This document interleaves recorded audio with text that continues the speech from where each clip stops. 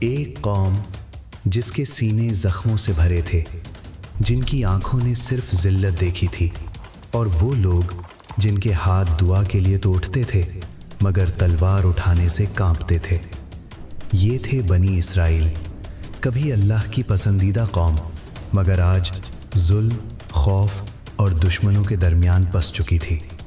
خاموش راتوں میں ایک ہی صدا گونجتی تھی، اے اللہ، ہم کمزور ہو چکے ہیں، ہم پر رحمت فرما، ہمیں کوئی رہنما عطا فرما جو ہمیں آزاد کروا سکے۔ اور پھر تقدیر نے کروٹ لی۔ اللہ نے چنا ایک ایسا لڑکا جس کے دل میں صرف اللہ کا خوف تھا، نہ زرہ، نہ تلوار، نہ لشکر کی طاقت، صرف یقین۔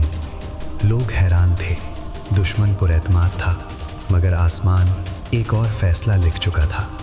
اور پھر وہ لمحہ آیا جب تاریخ نے دیکھا ایمان جیت گیا اور طاقت ہار گئی۔ یہ اس وقت کی بات ہے جب بنی اسرائیل شام اور فلسطین میں آباد تھے۔ کبھی یہ زمین انبیاء کے قدم چومتی تھی، مگر اب اسی زمین پر ظلم چھایا ہوا تھا۔ ظالم لوگ بلند آواز میں کہتے، ان کے خدا نے انہیں نعمتیں دیں اور یہ گمراہ ہو گئے، اب یہ سب ہمارے غلام ہیں۔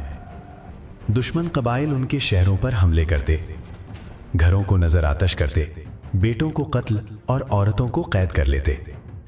قرآن فرماتا ہے، انہیں ان کے گھروں سے نکال دیا گیا اور ان کے بیٹوں کو قتل کیا گیا۔ ہر شہر اپنی مرضی سے لڑ رہا تھا اور ہر جنگ شکست پر ختم ہوتی۔ سردار کہتے، ہم نے اللہ کی نافرمانی کی اور اب ہم اپنی ہی زمین پر غلام بن چکے ہیں، دشمن ہم پر ہنس رہا ہے۔ پھر وہ نبی سموئیل علیہ السلام کے پاس گئے اور کہا، ہمارے لیے ایک بادشاہ مقرر کر دیں تاکہ ہم اللہ کی راہ میں لڑ سکیں۔ اللہ نے حکم دیا کہ طالوت کو بادشاہ مقرر کیا جائے۔ طالوت نہ کوئی امیر شہزادہ تھے، نہ مشہور سردار، بلکہ ایک غریب گھرانے سے تعلق رکھتے تھے، مگر اللہ نے انہیں جسمانی قوت اور عقل عطا کی تھی۔ قوم نے کہا، طالوت کیسے بادشاہ بن سکتا ہے؟ نہ اس کے پاس مال ہے، نہ خاندانی سلطنت۔ اللہ نے فرمایا کہ بادشاہی جسے چاہے دیتا ہے، اور اللہ وسعت علم والا ہے۔ طالوت ظلم کے خلاف کھڑے ہوئے، قوم کو جوڑا اور کہا، ہماری طاقت ہماری وحدت میں ہے۔ دور کہیں ایک چرواہا، حضرت داؤد علیہ السلام، اللہ کے لیے تیار ہو رہا تھا۔ سورج ڈھل رہا تھا اور جنگل خاموش تھا۔ اچانک گھاس میں حرکت ہوئی، شیرن بکریوں پر جھپٹا، آنکھیں خون سے بھرے ہوئے۔ داؤد علیہ السلام نے اللہ کا نام لیا اور شیر کے جبڑے پکڑ لیے۔ نہ تلوار چلی، نہ خون بہا، صرف اللہ کا حکم۔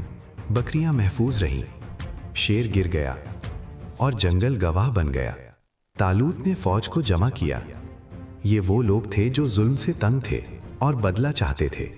ریگستان کے بیچ دور سے پانی چمکا، سپاہیوں کی پیاس نے انہیں آزمائش میں ڈال دیا۔ کچھ رکے، کچھ پیچھے ہٹے، اکثر نہر کی طرف دوڑ پڑے اور حد سے زیادہ پانی پیا۔ آخرکار صرف 313 لوگ باقی رہ گئے۔ وہ آ رہا تھا، جالوت۔ ہر قدم سے میدان کانپ رہا تھا اور خوف ہر سانس میں گھل رہا تھا۔ جالوت نے کہا، کیا تم میں کوئی ہے جو میرا مقابلہ کرے؟ طالوت نے فوج کو سنبھالا اور کہا، کیا تم اس کی طاقت سے ڈرتے ہو یا تمہارا اللہ پر ایمان کمزور ہو گیا ہے؟ دور سے ایک چھوٹا سا چہرہ چمک رہا تھا، حضرت داؤد علیہ السلام۔ انہوں نے کہا، میں لڑوں گا صرف اللہ کے لیے۔ وہ اکیلا میدان میں پہنچے۔ جالوت نے دیکھا اور کہا، ایک چھوٹا سا بچہ؟ داؤد علیہ السلام نے گلیل اٹھایا، نہ زرہ نہ تلوار، صرف اللہ پر ایمان۔ پتھر ہوا میں گھومتا رہا اور سیدھا جالوت کے ماتھے پر لگا۔ لوہے کا پہاڑ زمین پر گر گیا۔ میدان میں سناٹا چھا گیا۔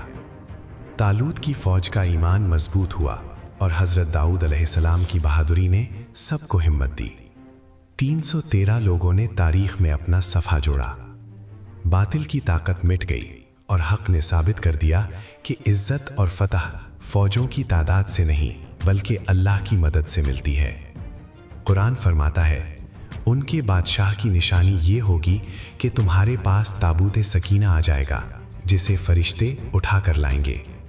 ایک چرواہا، ایک نبی، ایک بادشاہ اور ایک مثال جو قیامت تک زندہ رہے گی۔ حق کے لیے کھڑا ہونے والے کو اللہ کی رحمت ہمیشہ نصیب ہوتی ہے۔